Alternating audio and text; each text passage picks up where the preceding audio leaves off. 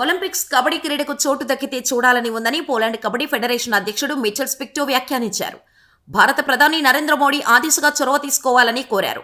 2036 ఒలింపిక్స్లో కబడ్డీ భాగమవుతుందనే ఆశాభావంతో ఉన్నట్టు పేర్కొన్నారు.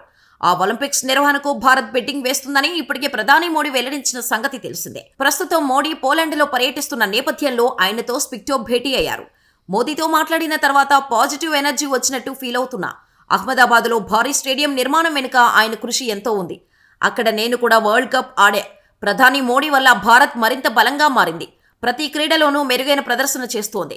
ఒలింపిక్స్ 2036 క్రీడలను నిర్వహించేందుకు భారత్ గట్టిగా ప్రయత్నించాలి. ఇండియా ఆ బిడ్డింగ్ను దక్కించుకుంటుందని నమ్మకంతో ఉన్నా. అందులో కబడ్డీని చూస్తామని భావిస్తున్నా అని స్పిక్టో అన్నారు.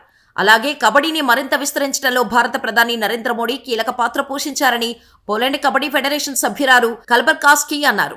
యూరప్లో తమ దేశం కబడ్డీని పరిచయం చేసినందుకు మోడీ గర్వంగా ఫీల్ అయ్యారని తెలిపారు.